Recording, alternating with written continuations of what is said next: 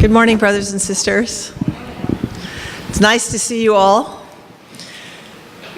This is so difficult. There's like so much running in my heart and mind because I've been away. I had all kinds of experiences when I was away that I want to share. You all had all kinds of experiences while I was away, and probably the most significant being in the back of the room at the moment, but we have to wait. We'll have to wait for that. But I think I just want to kind of keep our focus on our true Father right now. And it was, wonderful. The songs that were chosen for me were quite meaningful. Talking about our true Father in the biblical sense is as the deer, and Amazing Grace, different rendition of it. That was beautiful. So kind of all aspects of our service today, I feel, have kind of expressing something of our true Father's heart and God's heart for our true Father. And as I was sitting listening to some of these testimonies, I had a kind of image of the Rocky Mountains. When I was young, I used to go, I went to camp in the Rocky Mountains. Huge, I lived at the base of a mountain. It was camp at the base of a mountain that was probably 12 or 13,000 feet high. And across the valley was an even larger, huge mountain. And I thought about Father is like a magnificent. He's huge. He's almost overwhelming.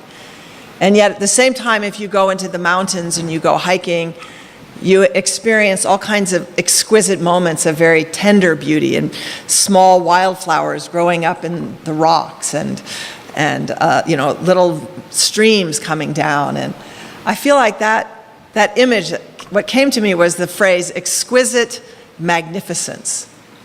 And that our true Father was exquisitely magnificent. You don't really put those two words together very often, but I feel like that expresses Father's huge vision, huge mind, huge everything, and yet his absolutely acute sensitivity to people. Jerry shared that experience of being in the back of the room and still our Father somehow talking exactly about Jerry's situation. And my first experiences with Father were like that. Father didn't know me from anyone. He came to California and he was going to speak. This is when I was maybe a month or two in the church. I had to borrow somebody's dress to wear because I didn't have anything. And we're all packed into the Hurst Street house. Father started speaking at midnight. He started speaking at midnight.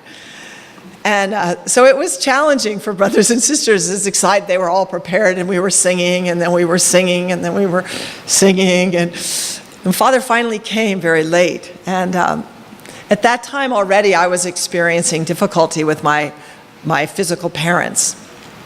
Their opposition to our movement. It was hard for me. And I was, if I'm Father now, I was sitting kind of over there. The room was kind of a T-shaped space, so some people were directly in front of Father, and some of us were on the sides. And suddenly, Father was following some line of thought, and then suddenly he just started talking about, like completely unrelated to what he had just been talking about. He started talking about meeting challenges and persecution and the people closest to you not understanding you. And he just went on and on like that. Never looked in my direction, nothing direct. At that time, many people were already kind of beginning to get a little sleepy because it was like 1 or 2 in the morning. And yet I felt Father was ministering directly to me at that time. The next time I saw Father was again at the same location at the Hurst Street house in Berkeley, but I had been on a fundraising team.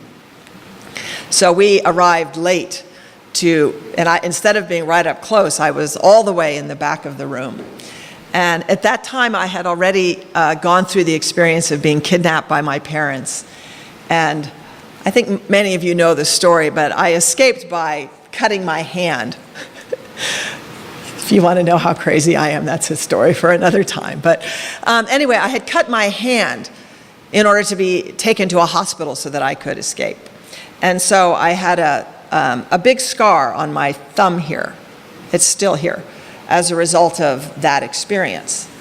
And I was in the back of the room, and I think for those of us that remember fundraising, sometimes you would be tempted by, the hot chocolate machine in some office building, or did anybody have that experience where you get sidetracked by wanting to have a milkshake or something, right?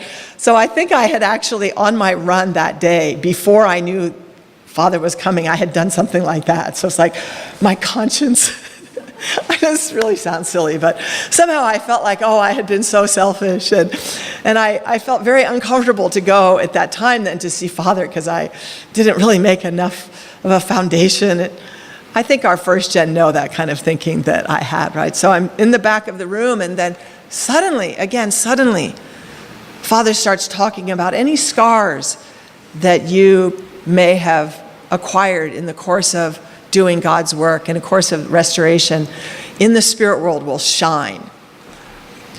So I felt Father speaking directly to me. In the midst of that magnificent was this exquisite moment that I had together with Father. And then in the videos that Songja made back in, do you remember we had that, I think it was the 3rd year anniversary for Father here, and we tried to gather as many pictures from brothers and sisters that they had with Father. And so I had a lot of pictures, and Song decided to use all of them. But another time was very deep, where I could personally feel that Father knew me. And it wasn't just about this kind of big vision and what are we doing and how are we accomplishing it and getting goals. But there was really a personal relationship. It wasn't a personal physical relationship, but it was a personal spiritual relationship. Because at those times I had never really met Father one-on-one. But I had moved from California to Boston in 1983. And I had been in our movement then for about 9 years. And I had been matched in 1980 and blessed in 1982. And shortly after the blessing, my husband left the church. And it was really quite devastating for me at that time. And also, my experience when I joined was more centered on the experience of the principle, than it was on true parents. And I felt very connected to the principle, but not really very connected to true parents. And yet, we were gathered down before Father's. This was before God's Day, 1984. So Father was in Danbury prison at the time, but the judge let Father come out for God's Day. And that's a very serious situation. Father's going through this suffering, but I also was going through so much suffering myself, personally. And I remember talking with one member and saying, somehow if I have to connect to true parents more deeply, otherwise I don't know if I can keep going. I have a very strong will, and I think for many years I was just operating off of my will and my determination. Of course, with love for the principle and love for God, but not really a close feeling with true parents. And I thought, if I can't connect in heart to true parents, I don't know how I can continue. And so we had the midnight prayer. The Father spoke. Midnight prayer means it's at midnight, and then Father spoke until 2 in the morning, maybe. What were those? Does anybody remember in those days? It was not a short speech. Then we'd go to bed, and then we'd come back. There's pledge at 7 o'clock, and then Father would speak again at 9 o'clock. And this was, so there's pictures of me in front of Father were from that time that were in the video. But this particular God's Day was especially significant because not only had Father just come out of Danbury for the occasion, but also it was the 1-year anniversary of Hunjanim's ascension to the spirit world. And so it was unusual because Father finished the morning speech and then went out and had some kind of ceremony for Hung Jinim, who had died in the car accident the year before, and then he came back. And if you look at the pictures, he had a different tie every time, so I know exactly which part of that day it was. And at one point, Father was speaking. I was sitting right in front. I don't think I was in the front row, but I was maybe the front third row or something like that. And at one point, Father grabbed his breast, and he said, "True parents' love is Mooney's milk." And up until that point, Father had been to me, it was all about self-denial and God's suffering and, going forward and all that sort of, we used to sing songs, this kind of thing, sorry, if you were Japanese. But I hadn't really, felt that Father loved me. Father loved me, Father accepted me, Father understood me. But in that moment when Father said that, I really experienced God's grace, God's unconditional love. And I remember just sitting there and just crying, maybe just kind of just quietly crying, tears coming down my face. And from that, I feel like it was that moment that my relationship with True Parents began. Even though I had been in our church for 9 years. But that kind of intimate, heart-to-heart relationship with True Parents began. And I was like Jerry. I was always, when I was here living in Boston, living in Bridgeport, whenever Father would speak, I would go down early and I'd try to go to bed, and then I think my ancestors would say, "People sit in line for days to listen to the Grateful Dead. What are you doing in bed?" So this would be like 10 o'clock the night before Father's speaking at 9 o'clock in the morning. So I would just go, "Okay, all right, guys, I'll go," and I would just go and plant myself in front of the door at 10 o'clock at night. So there was a group of us that we would just stay up all night, waiting to see True Father. And I had done, different kind of experiences, but I think the most close experience I had, you saw in the video, was in Punta del Este in God's Day 1998. And Father had a leaders meeting there, and everybody came in tents, and we pitched tents because there was a big field, and then it started to rain, and it rained, and it rained, and it rained. And pretty soon, the whole place was like one big, muddy refugee camp. Everyone was miserable. It was just awful. There was nowhere to escape being wet and cold. And so when people had the opportunity to leave, they just wanted to go as quickly as possible. But my plane ticket was for about a week later, because it was a very busy time of year. So I ended up being able to stay in Punta del Este in Father's house together with Father, and going to Hundoke every morning. Hundoke had just started, and sitting on the stones maybe 3 feet from Father. Father was sitting in the chair. Everything was in Korean, nothing was translated. But there was, like what Jim described of hearing Father's prayer, there was this kind of artistic connection. I just remember sitting there for hours. And I know for our young people, this baby sounds is so hard to understand. It's so hard to comprehend the kind of really spiritual connection, heart-to-heart connection that many of us experience with our True Parents, because it's nothing physical. And all I would understand was Hananim, Aboji, Chamsarang. That's about all I understood. And every morning, Father would go fishing down at that lake, fishing for fish that were about that big. And every afternoon, he would go to the beach to fish for bigger fish. This was in Uruguay, South America.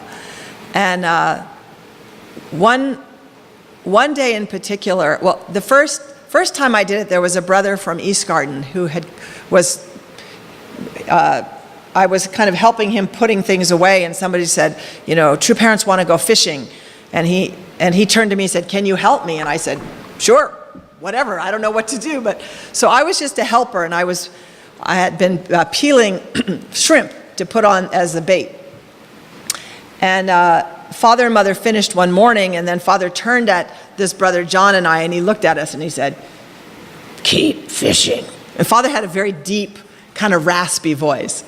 So the two of us spent all afternoon fishing for fish about this big. But during that time, he had worked at East Garden, and he shared with me the real situation and struggles that many of the True Children went through. And it wasn't like gossiping or accusing or anything. It was just kind of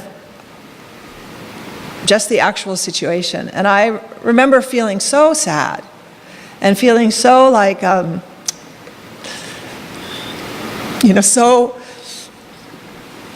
received so much love from True Parents. And so then I think it was the next day we were again fishing, and Father caught a catfish, a little bit bigger fish, but the line had gotten all tangled up, and everything was, where we had been was all kind of messed up. So they wanted to change the location of where Father was fishing. But all the other people who generally attended Father more directly were busy taking care of the fish that he'd caught and untangling the other poles. And so it ended up that it was just Father and I. If you saw in that picture, there's one picture where it's just Father and I. And so Father would bring his pole over to put the bait on. And I remember talking in my spirit to Father, going, "Father, I know like you're going through so much, and it's so difficult for your children, and it's maybe hard for them to go this way or do whatever." And I said, "Anyway, as long as it takes, I'm here. I'll be here." And I was crying and crying, and Father's fishing pole kept coming over, but nobody's there, and Father's sitting like here, and then I'm standing like a little bit in, not directly side, a little bit in front, because the angle of the pole would come over like that. And then suddenly Father starts humming. And usually if you fish, Jerry probably knows, when you fish with Father, nobody talks, because it's Father's prayer time, actually. He has different poles that for different continents or countries, and he's concentrating and praying. So it's not like people going out for, let's go out for a fishing party. It's very serious. But then his Father started to hum, and he wasn't even paying attention to his pole anymore. And it was just this beautiful moment of Father and I, connecting heart to heart. And then suddenly, Mother's coming down the steps she has 2 big bags of McDonald's. Somebody else has an umbrella, and somebody else has those, plastic lawn chairs, the plastic table. And Mother says, at least I could understand in Korean, "Father, it's time to eat." And so we set up the table and the chairs and the umbrella, and it's True Parents, this one American brother, a Japanese brother, and myself. That's all. Having macadonaldo, eating McDonald's, and by the lake there. And it was just I just felt like I was part of, True Parents family. And then the next day was the day I was supposed to go home. And and so after Hundoke, I got up to leave. And in South America, there's a lot of dogs. They're not like wild dogs, like wild animals, but they don't have owners, so they just run around everywhere, and they poop everywhere. So I walked out of the house, and the main door, and then right there was a big pile of poop. And this is the door that True Parents would go out to go fishing in the ocean. So I'm like, oh man, I gotta clean this up. So I'm looking around, trying to find a plastic bag, and I get a plastic bag, and my hand is literally inches, like just not even inches, half an inch from the poop. And I hear this psst, psst, and I look up, And I looked to my left, and the Korean leader who was the national messiah for Uruguay was standing there. And he went, so I leave the poop for someone else to clean up. And I walk, and then he doesn't speak any English. And he motions to the breakfast table. And there was one empty seat at the breakfast table. So somehow I felt that was very poetic, like I'm about to pick up some and then I end up sitting at the seat of the table of the Messiah. But if I hadn't been willing to pick up that crap, I would have missed that opportunity. So it's a little lesson there, but I sat at the table there, and I had my camera, and at one point I had said something before True Parents came into the table, asking one of the Korean leaders, can I take a picture with Father? I'm being bold, right? And so there's a conversation going on. It was the Mr. Che, I think, from Alaska was giving a report and everything, and at one point, Mother went out, and my mother came back, and she asked me, oh, is this your last day here? And she gave me a sweatshirt, said Punta del Este. And then when both of True Parents were gone, the Korean sister sitting next to me took Father and Mother's napkins, and they wrote the date and the time and the place and everything, and they gave it to me. And then Father came back in, and this Reverend Che, I could understand. Sajin, is that picture? Sajin, something, this Miguk sister, I knew that they're talking about me, taking a picture with Father. And at that time, Father kind of looked at me like, Father had a very mischievous part of his character. He really loved to tease people. And, he could be like Jerry said, if you were a leaders meeting, very serious, but there's his normal personality. He loved to be with people, and he loved to kind of, tease them. So he kind of is looking at me like, is it worth it for me to take a picture with you? And then he kind of went like, why not? So I go over with, I have the sweatshirt from Mother, and I stand to the right of Father. And Father goes, left side. I go, oh my God, I forgot, and so I go over. and if you look at that picture, Father has this kind of wry smile on his face. And that was the end of that time that I had, that such an intimate time with True Parents in South America at that time. And so I feel very grateful that I could experience both the sort of magnificence of our true Father, but also that exquisite tenderness and love, and the Father's, intuition about people was so developed and so acute. And so that was a little more of my testimony than I'd wanted to share, but just briefly, since it's almost 12 o'clock, I want to, let's see, which one is it here? Was it? Oh, I didn't turn it on yet, sorry. Okay.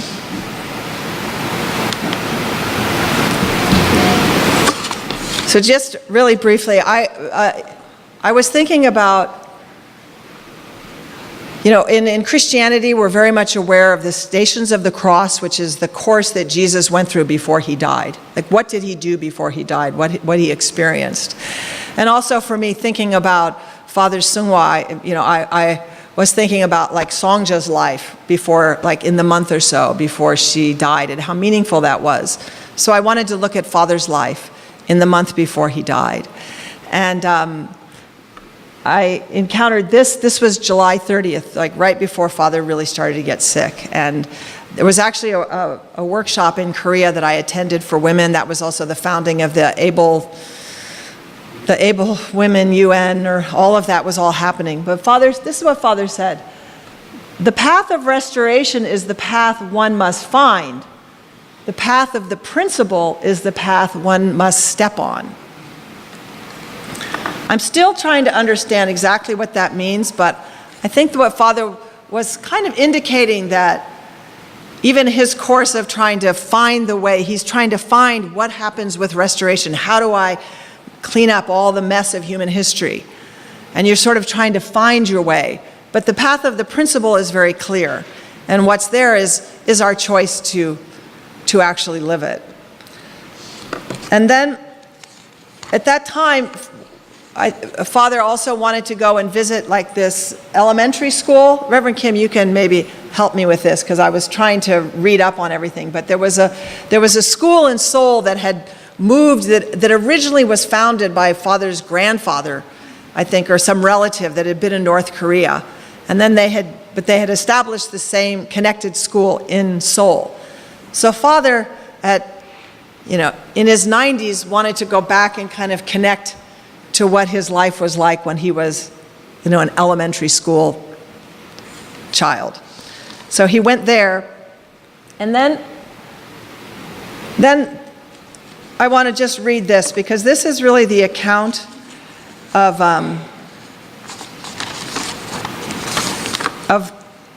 Father's last days on earth. True Father was admitted to St. Mary's Hospital in Seoul on August 3rd, 2012, due to cold symptoms that worsened into pneumonia. On August 12th, after 10 days of tests and treatments, he insisted on returning to the Chunjang-gun Peace Palace. On arriving, True Father went from room to room in a wheelchair, visiting east, west, north, and south of the facility. He touched the table at which he and True Mother sat during Hundoke and many other items, now and then saying, "Please be well." Those things he could not touch with his hands, he observed with his eyes, holding Mother's hand tightly and repeating now and then, "Mother, thank you." The following day, True Father's condition continued to worsen. Nevertheless, he insisted on visiting the Chongshim Middle and High School, the Champyeong World Peace Center, and the Champyeong Training Center. He then came to the sitting room in the Chunjang-gun and asked for a digital recorder. He thought deeply for about 10 minutes, and then he offered his final prayer. Today, as I have returned the completion of the final perfection of the Father, I am aware that I have offered my whole life up to this moment to the Father. According to His will, I am spending this time to bring my life to a conclusion, using this time to bring it to a close with Jeongseong. Tribal messiahs have established a name that can represent the nation. I have accomplished all these tasks. I have accomplished everything. Afterwards, True Mother took True Father to the Chungshim Medical Center, where his strength appeared to fail, and he was rushed back to St. Mary's Hospital in Seoul. He remained in the intensive care unit there until August 31st, when True Mother directed that he be returned to the Chungshim Medical Center. True Father ascended on September 3rd, according to the solar calendar, and the heavenly calendar is July 17th. So a couple of things struck me in reading this and how Father chose to live the final days of his life. I felt like by going north, south, east, and west in the Peace Palace, it was like Father was covering everywhere he'd been in the world and kind of revisiting his whole life. And then, each object and thing, be well. Father investing his heart, thanking even the world of creation for their service to him. That's what they described. It wasn't that he was initially talking to people. He was a table, a chair, like be well, and thank you for serving me throughout my life in this physical plane. It says the Father thanked Mother many times. And then I think for us as members, that line, tribal messiahs have established a name that can represent the nation. So that, I don't know is that a verb or that, I don't know in grammar what you call that, but Father didn't say that represent the nation, but can. That means there's possibility there. So on the one hand, Father was saying, you did a good job. This is how I sort of take this. You can accomplish this, but it's up to you to choose to step on to that path. So Father was kind of giving us both a recognition for our efforts by saying tribal messiahs have established a name, but you can represent the nation. You can do more. So I thought when I never had, I always was not quite sure about that line, but in preparing for the sermon, then I thought, and in connecting that line to Father's earlier speech about trying to find the course of restoration, but choosing to walk the path of creation. It's all kind of wrapped up in that verb can, that little word C-A-N. You can do it. Whether you choose to do it, whether you do it, that can doesn't go either way. So I think in a sense that's what Father then went on to say, that he's accomplished all of these tasks. I've accomplished everything. Now, we could probably break that down and go, well, what does everything mean, and did he really? And then if he did, why are there all these problems? Or, that this is sort of open to interpretation, but I think from what really Father set out to do in some capacity, Father did it.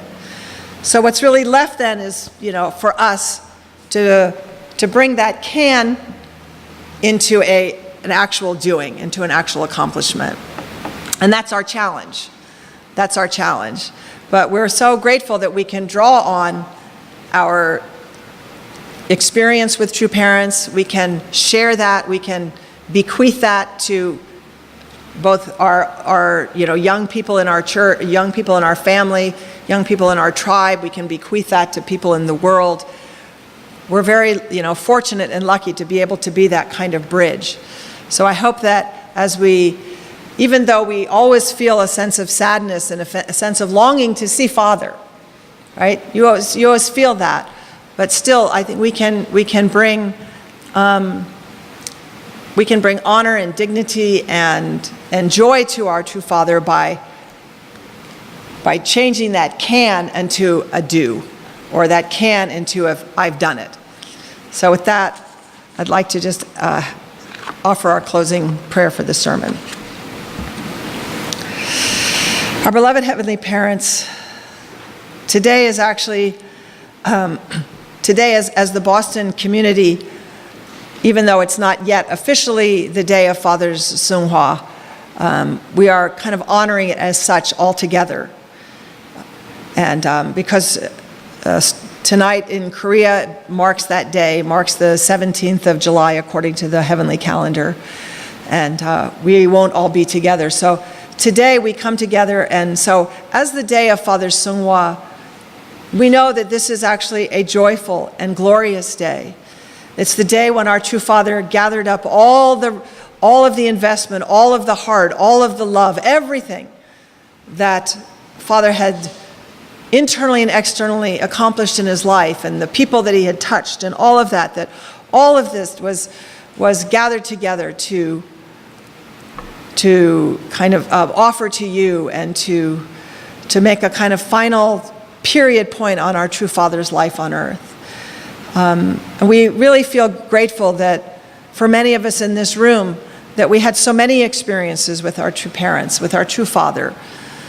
And we want to be able to share those with others in a way that's meaningful, in a way that can enable them to feel that same kind of closeness, not just to true Father, but to you, our Heavenly Parent.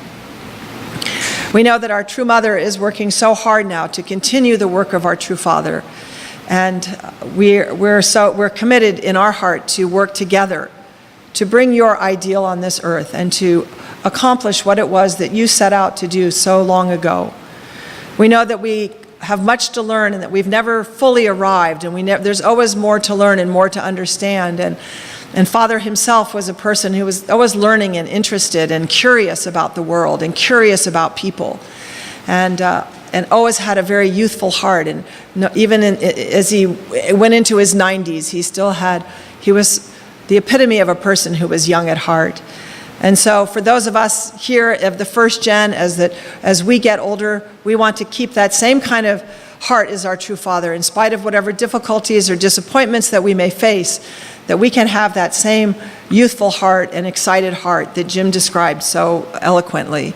And we pray for our young people that their experience, of course, is going to be different, but that they can glean something that's meaningful for their lives from our testimonies and from their own understanding and research and study and even spiritual revelation about our true parents, so that we can go forth, Heavenly Parent, to build your kingdom of heaven, and that we can all choose to walk on that path of creation, that path of creating a new world and a better world.